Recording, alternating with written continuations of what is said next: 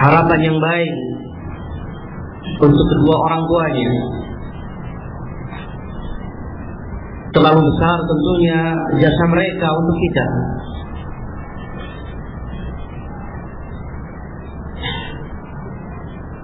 Kita masuk kepada hadis yang selanjutnya.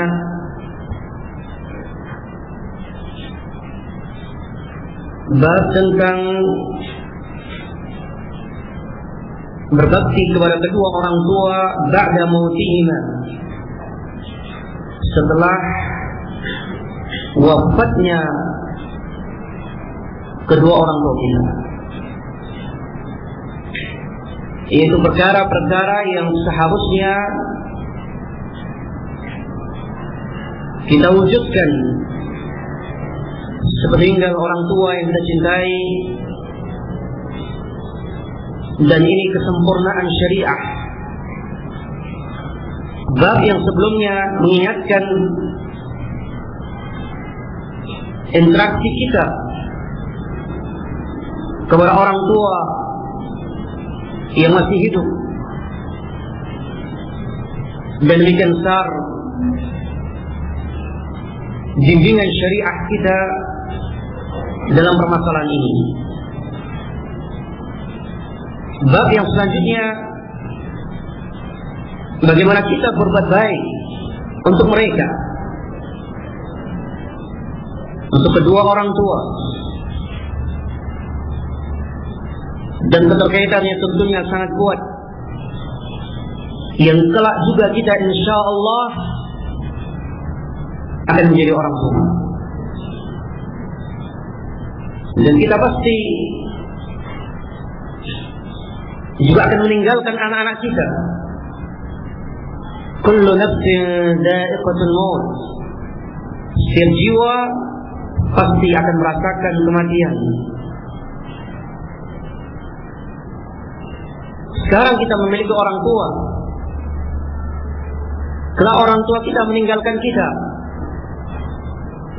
dan berganti posisi kita menjadi orang tua dan kita memiliki anak-anak. Dan kemudian kita pun meninggalkan anak-anak kita, dan terus demikian ila masya Allah.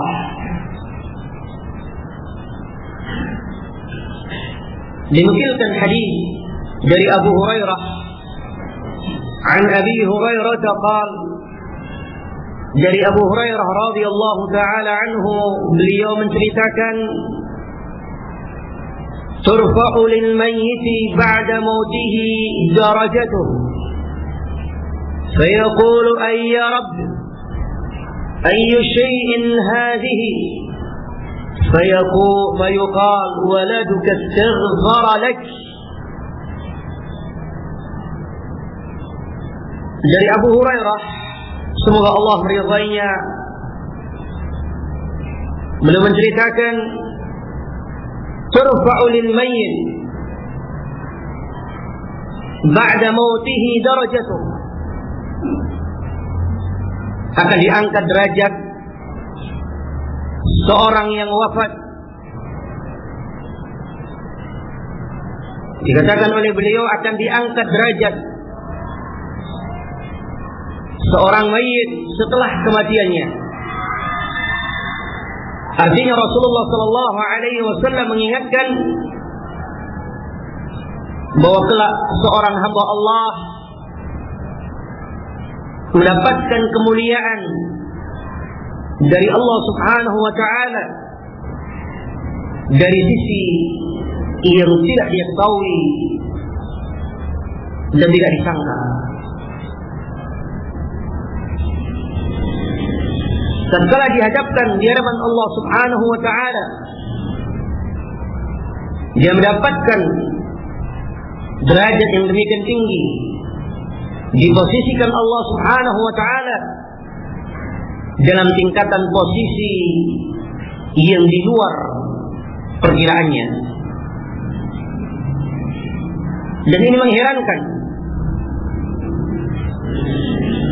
sehingga hamba itu berkata kepada Allah, ya Rabb, wahai Rabbku,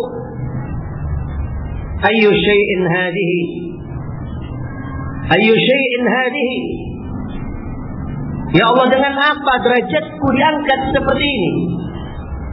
Ya Allah, perkara apa yang telah menjadikan aku diangkat derajatku seperti ini?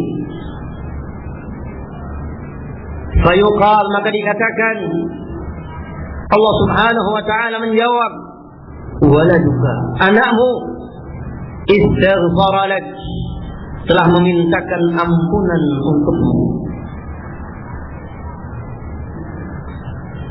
Demikian hadis yang mengingatkan kepada kita tentang fadilah, keutamaan anak yang saleh, anak yang mengetahui hak Allah dan hak orang tuanya, sehingga dia ketika mengharapkan kebaikannya, mengharapkan kebaikan orang tua, maka dia pun meminta kepada Allah subhanahu wa ta'ala. Dan permohonan, doa dari anak yang mengetahui hak Allah tentunya mustajab, didengarkan Allah subhanahu wa ta'ala dan dikabulkan.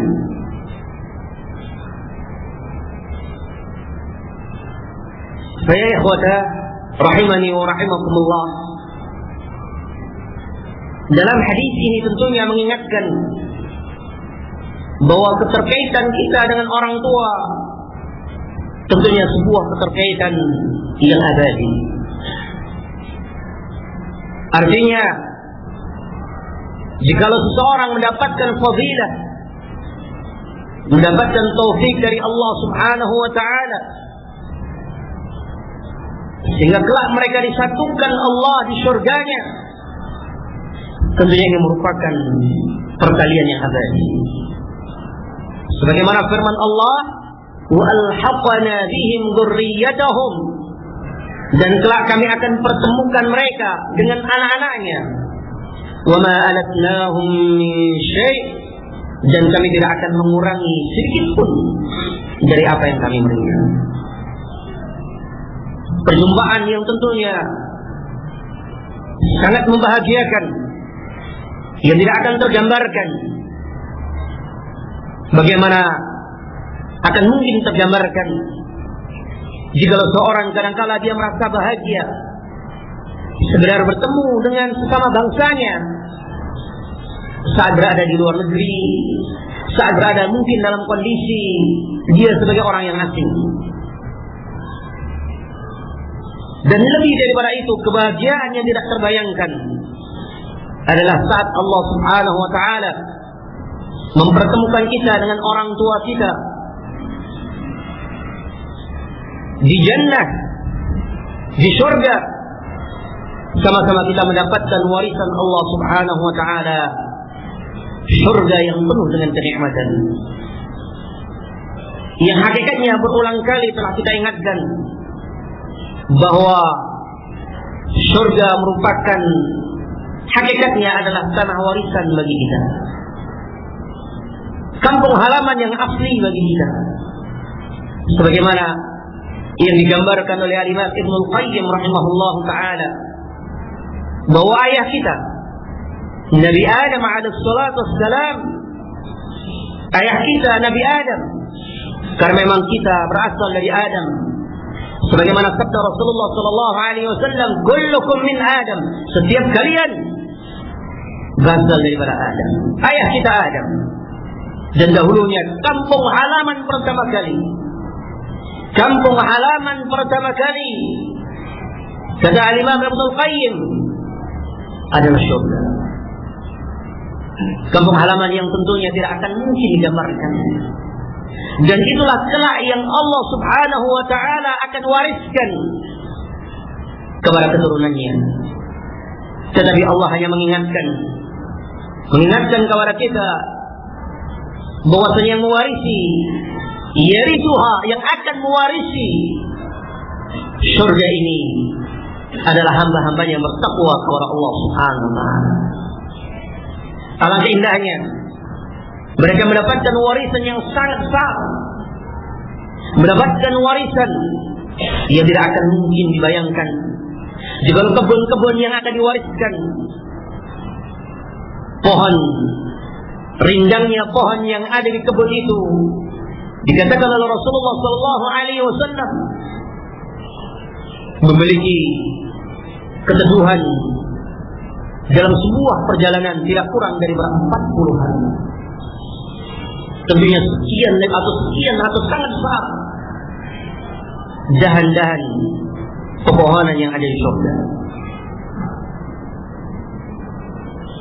Dan bagaimana yang juga Allah akan wariskan sungai-sungai yang mengalir di dalamnya, yang bukanlah sebagaimana aliran sungai di dunia yang kadang-kala membawa bala, tetapi aliran sungai ke surga sebagaimana yang Allah ingatkan, di dalamnya ada susu yang mengalir, ada madu yang mengalir, bahkan ada khamr yang mengalir, yang kesemuanya ladzatul lisyaribin, sangat lezat bagi mereka yang meminumnya. Dan juga yang Allah wariskan adalah istana-istana yang batu-batanya sebagaimana disabdakan oleh Rasulullah sallallahu alaihi wasallam, labinatun min dahab.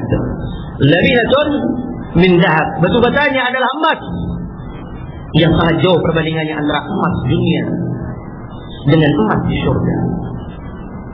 Bagaimana mungkin sama?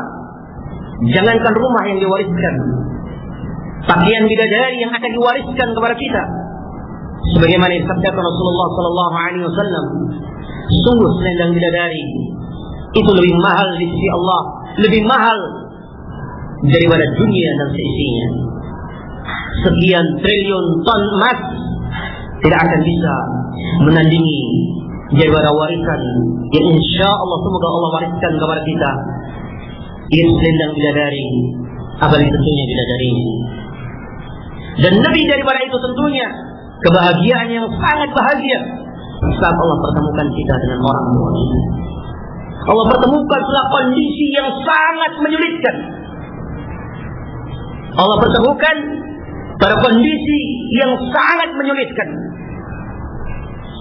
yaitu setelah manusia berjuang antara seorang anak dan ayahnya menghadapi gelombang kehidupan dunia yang penuh dengan taburan syahwat dan syubhat, yang kemudian setelah itu Allah selamatkan, dan kemudian harus berhadapan dengan alam barzakh,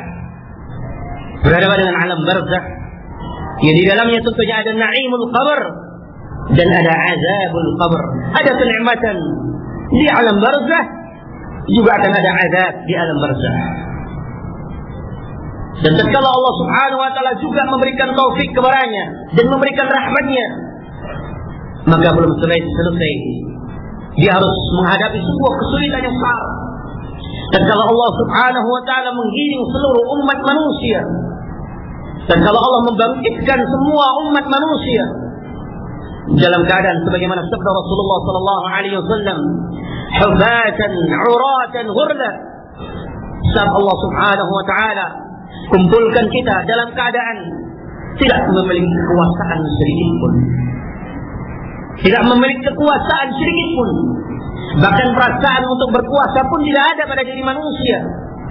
Karena Allah mengingatkan Maliki Yaumiddin, bahwa yang merajai dan yang berkuasa pada hari kiamat hanyalah Allah. Hanyalah Allah yang berkuasa. Adapun dalam kehidupan dunia, kadang-kala kita masih merasakan, bahkan Allah Subhanahu wa taala memberikan kemampuan kita untuk memilih, untuk menguasai sebagian perkara dari urusan-urusan dunia, walaupun kesemuanya adalah nisbi dan relatif. Akan tetapi barakallahu fiikum, pada hari kiamat tidak ada kekuasaan sama sekali. Seseorang bahkan tidak berkuasa terhadap dirinya. Seseorang tidak berkuasa walaupun terhadap dirinya. Sebagaimana sabda Rasulullah sallallahu alaihi wasallam, yang mana seorang hamba untuk menggeserkan kakinya pun tidak akan berkuasa. Tidak akan bergeser kaki seorang hamba sampai dia ditanya oleh Allah Subhanahu wa taala beberapa pertanyaan. Dikumpulkan Allah dalam keadaan tidak memiliki kekuasaan sedikit pun. Hubatan, bahkan untuk mencari alas kaki pun tidak akan mungkin. Allah kumpulkan dalam keadaan tidak beralas kaki. Allah kumpulkan tidak memiliki dan tidak berkuasa atas sehelai baju pun pada dirinya. Allah kumpulkan dalam keadaan urah, dalam keadaan telanjang. Allah kumpulkan dalam keadaan yang tentunya saat dalam kehidupan dunia sudah diwajibkan untuk melakukan perkara itu, yaitu sunat atau khitan. Tetapi Allah Subhanahu wa taala kumpulkan kita dalam keadaan tanpa adanya khitan. Belum disunat atau tidak disunat. Kondisi yang seperti tentunya kondisi yang penuh kesulitan, yang sama sekali memang tidak ada sedikit pun kekuasaan, bahkan perasaan untuk berkuasa selain dari Allah Subhanahu wa taala, atau selain kekuasaan yang dimiliki oleh Allah Subhanahu wa taala. Sehingga Allah berfirman pada hari kiamat, "Ainal muluk, ainal jabbarun?" Di mana orang-orang yang tadinya berkuasa? Di mana para kaum diktator? Siapapun tidak memiliki kekuasaan pada hari itu. Kesulitan yang sangat sangat. Lepas daripada yaumul mahsyar, belum selesai daripada kesulitan, Allah Subhanahu wa taala kembali menghadapkan semua umat manusia untuk menyeberangi neraka jahanam. Semuanya, semua umat manusia. Allah katakan dalam Al-Quran bahwa setiap kalian, bahwa setiap kita pasti wariduha, pasti kita akan melewati neraka jahanam. Semuanya. Bahkan orang-orang yang dicintai Allah, para nabinya, para anbiya dan para rasulnya, bahkan Sayyidul Anam, Nabiuna Rasulullah sallallahu alaihi wasallam, tatkala berdiri di pinggir neraka jahanam untuk melewati sirat, maka berdoa kepada Allah Subhanahu wa taala, Allahumma sallim sallim, Allahumma sallim sallim, ya Allah selamatkan aku, ya Allah selamatkan aku. Kesulitannya demikian besar. Kemudian tatkala telah selesai daripada menyeberangi ataupun melewati as-sirat, maka demikianlah Allah telah akan mempertemukan antara seorang dengan siapa yang dicintai. Dia akan pertemukan, Allah akan pertemukan dengan kedua orang tuanya setelah sekian lama mengalami kesulitan. Tentunya sangat besar kebahagiaan yang akan didapatkan, dan semoga Allah Subhanahu wa taala mentakdirkan menjadikan kita sebagai hamba-hamba yang dikumpulkan kepada atau bersama orang tua yang kita cintai. Dan ikhwati fillah rahimani wa rahimakumullah, dalam kondisi seperti itu tentunya, atau di hari kiamat, setiap kita tentunya mengharapkan kebaikan. Jadi antara kebaikan yang kelak akan didapatkan di luar prasangka seorang hamba adalah ketika dia dinaikkan derajatnya dikarenakan anaknya yang saleh yang mendoakan untuknya. Anak yang saleh yang mendoakan kebaikan untuk kedua orang tuanya.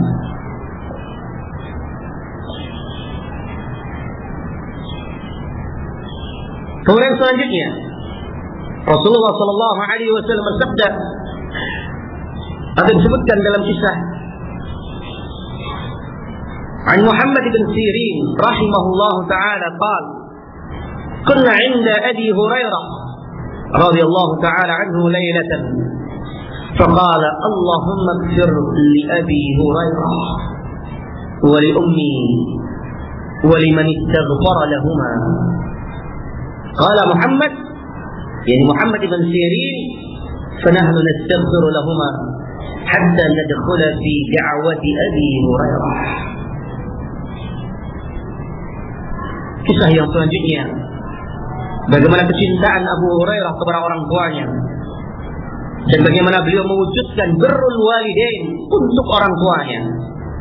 Dikisahkan dari Muhammad ibn Sirin, tabi'iyun jalil, seorang tabi'i.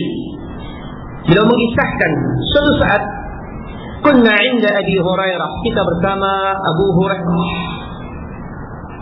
lailatan, di suatu malam. Artinya di suatu malam Muhammad ibn Sirin mendatangi Abu Hurairah. Faqala, maka beliau mendengarkan Abu Hurairah berkata dalam sebuah untaian doa, beliau berkata, Allahumma ighfir li Abi Hurairah, ya Allah ampunilah Abu Hurairah. Wa li ummi, dan ampunilah untuk ibuku. Wa liman istaghfara lahuma, dan ampunilah kepada siapa saja yang memintakan ampunan kepada Abu Hurairah dan ibunya. Qala Muhammad, maka berkata Muhammad ibn Sirin, fa nahnu nastaghfiru lahuma, maka kami pun memintakan ampun kepada untuk Abu Hurairah, memintakan ampun untuk Abu Hurairah dan untuk ibunya, dalam harapan semoga hatta nadkhula, kita masuk fi da'wati Abi Hurairah, kita masuk dan dimasukkan dalam doanya Abu Hurairah, yang mana Abu Hurairah menyatakan, ya Allah, ampuni diriku, ampuni ibuku, dan ampuni semua orang yang memintakan ampunan untukku dan untuk ibuku. Dikatakan ikhwati fillah rahimani wa rahimakumullah, dalam hadis ini ada harsu Abi Hurairah ala birri ummi, satu bukti yang dilakukan oleh para sahabat, di antaranya Abu Hurairah, yang mana Abu Hurairah radhiyallahu taala anhu demikian tinggi loyalitasnya untuk kedua orang tuanya yang memang telah beriman kepada Allah, sehingga Abu Hurairah radhiyallahu taala anhu dari kecintaannya terhadap orang tuanya ini senantiasa untuk memintakan ampunan kepada Allah Subhanahu wa taala, berharap dengan sesuatu yang terbaik untuk orang tuanya. Dan sekali lagi, ini merupakan contoh yang paling baik yang harus kita ingat. Jika keterkaitan kita dengan orang-orang yang saleh, sebagaimana firman Allah Subhanahu wa taala, Rabbana ighfir lana wa li ikhwanina alladhina sabaquna bil iman wa la taj'al fi qulubina ghillan lil ladzina amanu. Jika keterkaitan kita kepada orang-orang yang beriman, kita senantiasa mendoakan Rabbana ighfir lana, ya Allah, berikan ampunan kepada kami, berikan ampunan kepada orang-orang yang beriman, berikan ampunan kepada orang-orang yang beriman yang telah mendahului kami, dan jangan Engkau berikan ya Allah dalam hati kami kedengkian kepada orang-orang yang beriman. Maka tentunya keterkaitan kita kepada orang tua kita yang kita cintai, seorang muslim tentunya seharusnya lebih kuat. Dalam artian, tatkala kita mendapatkan orang tua kita, hendaknya kita berupaya dan senantiasa berupaya untuk sampainya kebaikan kepada mereka dalam cara dan dengan cara yang terbaik, dengan hikmah dan bijaksana.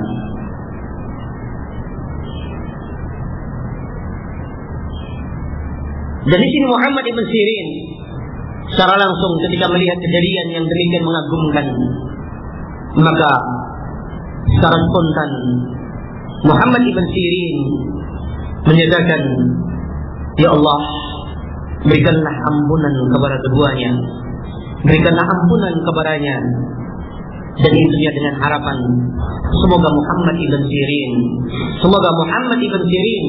semoga dirinya masuk dalam golongan orang-orang yang diampuni Allah, atau masuk dalam golongan yang didoakan oleh Abu Hurairah, yaitu dimintakan ampunan kepada Allah Subhanahu wa taala. Fanas'alullah ta'ala an yaghfir lana wa liwalidina wa li Abi Hurairah wa li ummi wa lil mu'minina wal mu'minat. Semoga Allah Subhanahu wa taala memberikan ampunan kepada kita. Semoga Allah Subhanahu wa taala memberikan ampunan untuk kedua orang tua kita, dan semoga Allah memberikan ampunan kepada Abu Hurairah dan ibunya, dan kepada seluruh orang-orang yang beriman kepada Allah Subhanahu wa taala. Hadis yang selanjutnya, an Abi Hurairah anna Rasulullah sallallahu alaihi wasallam qala, idza mata al-'abdu انقطع عنه عمله إلا من ثلاث: صدقة جارية أو علم ينتفع به أو ولد صالح يدعو له. Dari Abu Hurairah radhiyallahu taala anhu, bahwa Rasulullah sallallahu alaihi wasallam bersabda, "Idza matal 'abdu," saat seorang hamba itu wafat, "inqata'a anhu 'amaluh," maka sungguh telah terputus waktu untuk beramal. Telah terputus tentunya waktu untuk beramal. Terputus amalannya.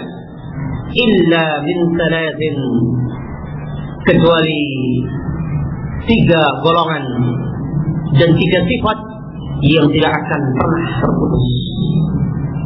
Yang pertama, kata Rasulullah sallallahu alaihi wasallam, shadaqatan jariyah, sedekah jariyah. Yang kedua, ilmin yuntafa'u bih, ilmu yang bermanfaat, yang dimanfaatkan. Yang ketiga, awaladun salihin yad'u lah. Ini takkid, penekanan kepada yang sebelumnya, bahwa yang tidak akan terputus yaitu waladin salih, anak yang saleh. Diingatkan, ada sebuah takkid, ada sebuah pengkhususan doa dari anak yang akan didengar oleh Allah Subhanahu wa taala dan akan bermanfaat adalah waladun saleh, anak yang saleh, yad'u lah, yang senantiasa mendoakan kebaikan untuk para tuanya. Hadirin rahimani wa rahimakumullah, hadis yang sangat agung ini mengingatkan kepada kita sebuah keterbatasan satu sisi, dan sisi yang lainnya merupakan kelanggengan dan sebuah kenikmatan yang besar. Sisi keterbatasan yang kita inginkan, bahwa jatah kehidupan kita yang ada pada diri kita merupakan jatah waktu yang pasti akan berakhir. Pasti akan berakhir. Sebagaimana ayat yang telah kita bacakan, bahwa setiap jiwa pasti akan mengalami kematian. Dikatakan oleh para salaf bahwa hakikat perjalanan kita, hakikat perjalanan yang kita lakukan saat ini adalah hakikat kita mengendarai sebuah kendaraan. Yang kendaraan itu secara pasti akan menghantarkan kita kepada sebuah tujuan. Sebuah tujuan yang tidak akan mungkin untuk kita mengendalikan. Dan tujuan yang juga kita tidak akan tahu kapan kita sampai kepada tujuan itu. Itulah kematian. Dan kendaraan yang kita kendarai, kata para ulama, adalah waktu. Perjalanan dari detik ke detik yang lainnya, dari 1 menit kepada menit yang lainnya, satu waktu kepada waktu yang lainnya, pergantian malam dan siang yang terus dalam keadaan berputar. Itulah roda kehidupan kita yang akan menghantarkan kepada sebuah satu tujuan yang tidak akan kita ketahui kapan berujungnya safar yang kita tempuh ini. Hadirin rahimani wa rahimakumullah, jika kendaraan ini ada di tangan kita, mungkin kita bisa mempersiapkan, atau mungkin kita masih bisa menunda, atau mungkin kita masih bisa berangan.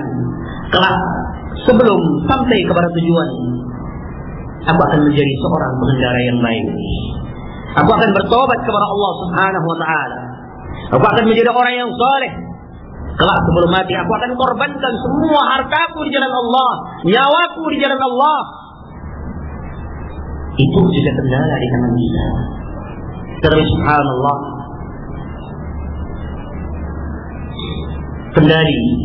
kendaraan yang kita lakukan ini bukan di tangan kita, sepenuhnya di tangan Allah Subhanahu wa taala.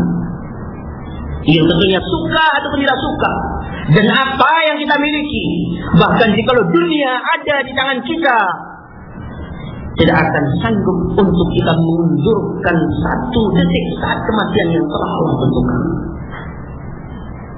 La yastakhiruna anhu sa'atan wa la yastaqdimun. Allah mengingatkan bahwa mereka tidak akan sanggup untuk mengulurkan kematian, walaupun setengah, seperempat, 1/5 sekian second daripada waktu yang telah Allah tentukan, tidak akan sanggup untuk diundurkan walaupun 1 detik. Dan juga kata Rasulullah sallallahu alaihi wasallam, tidak akan mungkin yastaqdimun untuk dimajukan. Tidak akan mungkin untuk dimajukan. Bahkan jikalau semua umat manusia mereka berkumpul atas seseorang untuk membinasakan orang ini, untuk membunuh orang ini, niscaya apa yang dilakukan manusia, mereka tidak akan sanggup untuk memajukan dari apa yang telah Allah tentukan.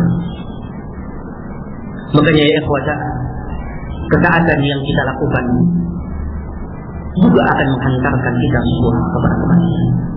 Tidak akan memajukan ataupun memundurkan. Apalagi kemaksiatan yang kita lakukan juga tidak akan sanggup untuk memajukan ataupun memundurkan kematian. Umur manusia demikian pendeknya.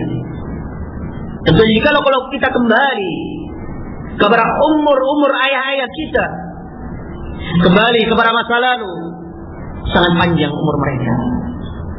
Sangat panjang umur mereka. Bagaimana panjangnya umur Nabi Nuh alaihi salatu wassalam. 1000 tahun beliau hidup di atas muka bumi ini. Umur yang sangat panjang. Umur yang sangat panjang yang dimiliki oleh umat-umat yang terdahulu. Bahkan sebagaimana disebutkan dalam hadis yang diriwayatkan oleh Imam Bukhari, bahkan fisik mereka jauh lebih besar daripada fisik kita.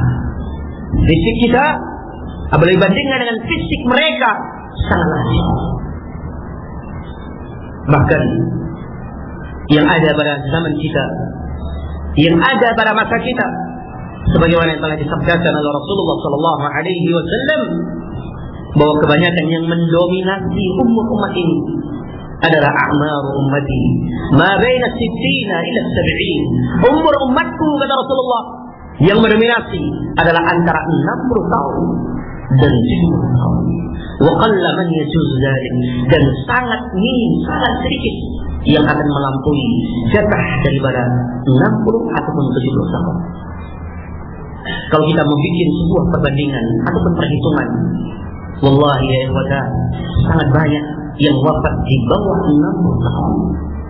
Bahkan tingkat kematian bayi di negeri kita di Indonesia demikian tingginya, demikian mencoloknya tingkat kematian bayi.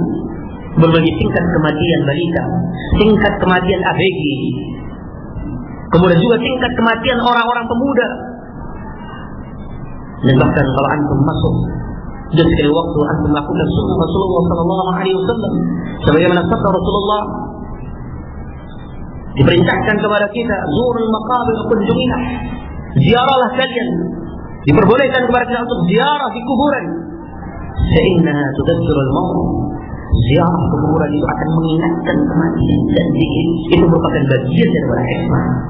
Kalau kita lihat di antara mereka ada yang wafat atau umur mereka 30 tahun, 50 tahun, 50 tahun, 40 tahun, dan jumlah yang 60 tahun dan 70 tahun kadang-kadang kita dapati dalam sebuah hitungan yang tidak ada. Apalagi yang umurnya 90 tahun, apalagi umurnya 100 tahun. Dan berapa panjang umur yang dimiliki manusia, apalagi tentunya umur kita. Oleh sebab itu yang ada bagi kita hendaknya sekian banyak fadail, sekian banyak kemuliaan yang telah Allah berikan kepada kita untuk menyambut umur yang sangat pendek ini. Kita perhatikan, Allah subhanahu wa ta'ala memberikan lipatan dari sekian banyak fadail. Allah subhanahu wa ta'ala memberikan lipatan dari kebaikan-kebaikan, amalan ibadah dilakukan oleh umat Rasulullah sallallahu alaihi wasallam yang tidak dimiliki oleh umat yang lainnya. Yang tidak dimiliki oleh umat yang lainnya. Sekian banyak fadilah, baik fadilah yang berkaitan tentang waktu.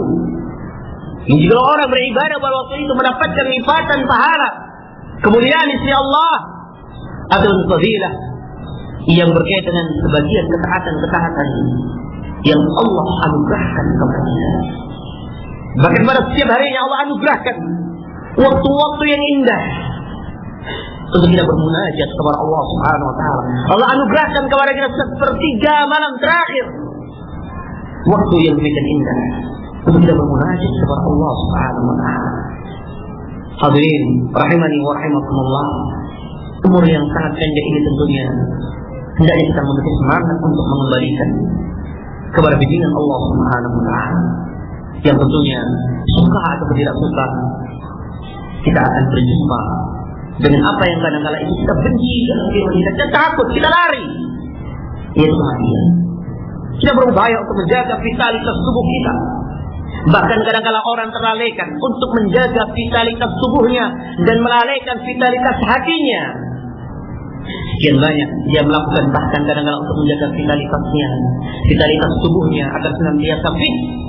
Dia melakukan perkara-perkara yang haram. Dia melakukan jogging atau kadang kala tentunya, saya ulangi, kadang-kala dia melakukan perkara-perkara yang haram. Sebagian orang mereka mengalihkan olahraga dengan disco, mengalihkan olahraga dengan perkara-perkara yang mereka menganggap ini lebih bisa mewakili daripada olahraga mereka. Hadirin rahimani wa rahimakumullah, kadang-kala orang demikian peka terhadap kesehatan dirinya. Sedikit dia tertusuk diri, dia akan tahu. Sedikit matanya masuk debu, dia akan menyadari kotoran yang masuk di matanya. Bahkan jangankan yang menyakiti, debu yang nempel di tubuh kita, kita menyadari, kita merasakan. Itulah keterkaitan kita dengan fisik kita. Tapi kadang-kala kita melupakan bagaimana debu yang melekat di hati kita. Kadang-kala kita melupakan sesuatu debu yang bahkan badai yang akan mematikan hati kita. Saya ikhwatul kiram rahimani wa rahimakumullah. Makanya Rasulullah sallallahu alaihi wasallam mengingatkan kepada kita sebuah kesempatan yang baik untuk kita mendapatkan hal yang terbaik setelah kematian kita. Setelah pendeknya kehidupan dunia dan panjangnya kehidupan setelah kematian. Ingat, perjalanan kita adalah sebuah roda kehidupan yang akan menghantarkan kita kepada sebuah keabadian.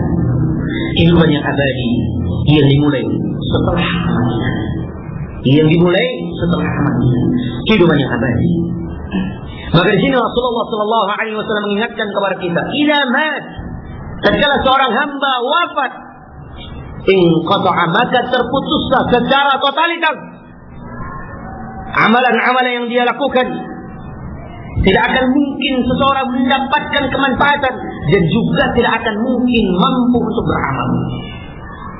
Hal ini merupakan sanggahan dan bantahan bagi sebagian orang yang menyatakan bahwa kelak kalau aku mendapatkan keturunan yang buruk, aku akan berhujjah, aku akan mendebat Allah Subhanahu wa Ta'ala. Kenapa engkau ya Allah takdirkan sebagai orang yang demikian? Subhanallah. Jangankan untuk melakukan demikian, sebagaimana ayat yang kita sebutkan, Maliki yaumiddin, bahwa kekuasaan di hari kiamat itu hanya milik Allah. Kita tidak berkuasa atas diri kita. Jangan anggap lisan kita, barakallahu fikum, mampu berbicara kecuali yang diizinkan Allah Subhanahu wa Ta'ala. Illa liman adina lahu ar-rahman wa qala shawaba.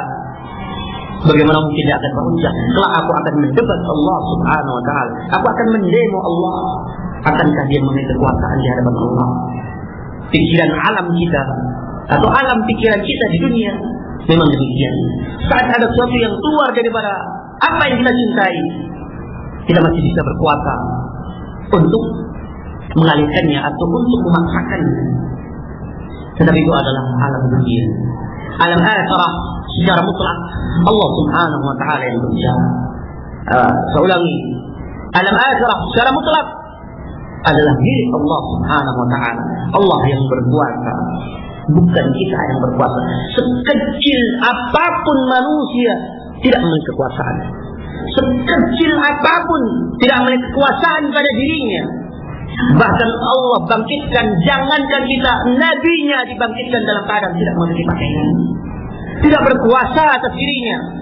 Bahkan sebagaimana dinyatakan Rasulullah sallallahu alaihi wasallam kepada Fatimah, "Ya Fatimah, wahai Fatimah, inni la ughni 'anki min Allah syai'a." Wahai Fatimah, kelak aku di hadapan Allah hari kiamat tidak akan bisa memberikan kemanfaatan kepadamu syai'a, sedikit pun. Inilah Rasulullah sallallahu alaihi wasallam. Hadirin, tidak ada kekuasaan. Makanya hal yang sangat aneh, orang yang sekarang menjual kekuasaan Mereka menganggap di akhirat akan memiliki kekuasaan. Sebagian mereka yang menganggap sebagai turunan Nabi, mereka menjual kekuasaan itu dengan menjual syafaat. Kalau di hari kiamat, kalau kamu memberikan hadiah kepadaku, maka kamu akan mendapatkan syafaat di hari kiamat. Subhanallah. Telah mengetahui seakan-akan dirinya memiliki kekuasaan sehingga bisa menjual syafaat dengan menipu umat. Nasallallahu alaihi wasallam. Makanya Allah ingatkan juga dalam Al-Quran bahwa kondisi seorang, apakah dia beriman ataupun tidak, sabar ataupun tidak, ketika nanti sudah berjumpa dengan Allah, tetap tidak akan bermanfaat. Dunia adalah tempat untuk kita beramal. Akhirat adalah tempat untuk kita mendapatkan balasan dari Allah Subhanahu wa Ta'ala.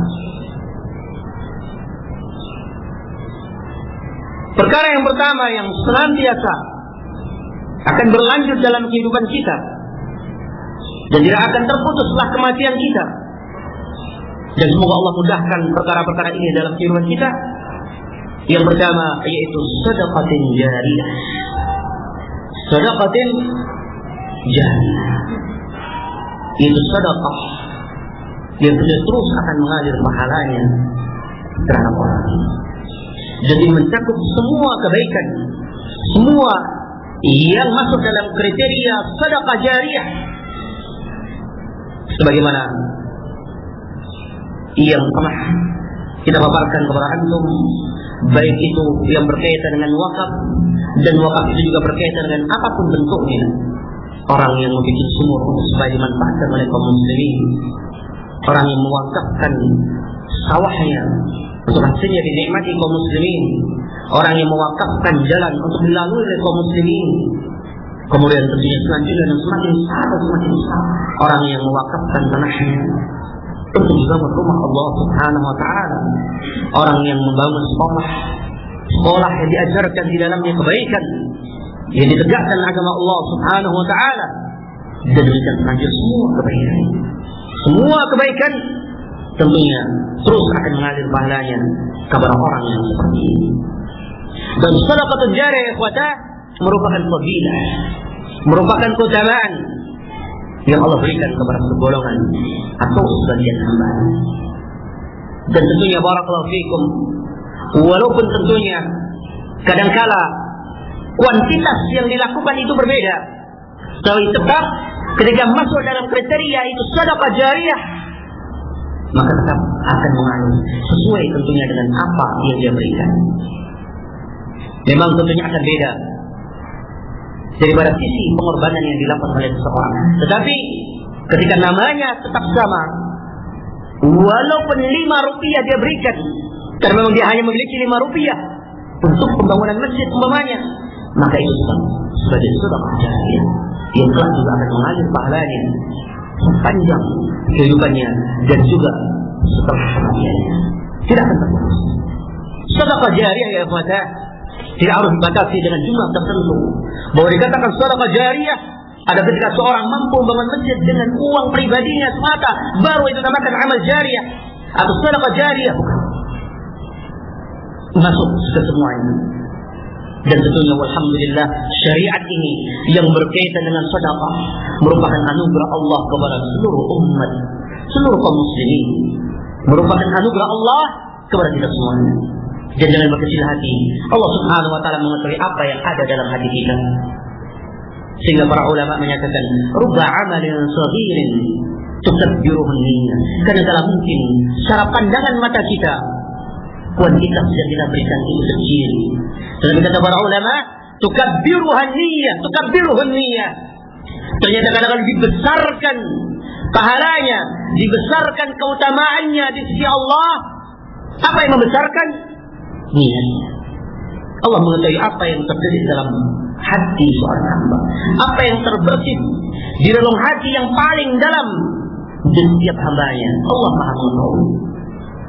Baik ikhwata rahimani wa rahimakumullah, penamaan sedekah jariyah yang disebutkan Rasulullah sallallahu alaihi wasallam tidak terbatasi dengan jumlah yang banyak, bangunan yang besar, tetapi tentunya kembali kepada kemanfaatan, kembali kepada kemampuan yang dimiliki oleh seorang hamba Allah Subhanahu wa ta'ala. Dan juga mafhum daripada hadis ini, seseorang yang beramal di selain jalan Allah Subhanahu wa ta'ala, maka juga akan memiliki sifat jariyah sesuai dengan apa yang dia lakukan. Pembangunan, semuanya dia membangun sinema atau membangun gedung bioskop, atau dia memiliki peranan dalam pembangunan tempat-tempat bergulirnya riba, dia memiliki keterikatan barakallahu fikum dengan sesuatu yang akan selalu digunakan, maka ini atau orang itu juga akan mendapatkan lanjutan daripada dosa yang dia lakukan. Maka takutlah kepada Allah Subhanahu wa ta'ala. Jangan keluarkan harta kalian, jangan keluarkan harta kita kepada sesuatu yang akan menjadi jaring tetapi sesuatu yang suci. Kita tidak akan mampu dengan dosa yang ada pada kita, apalagi bertambahnya dan mengalir dosa sepanjang kehidupan, bahkan sepanjang kematian.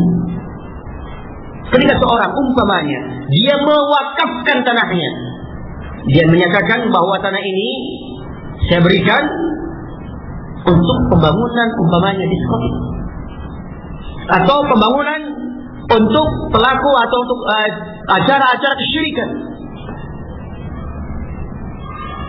maka walaupun mungkin namanya harum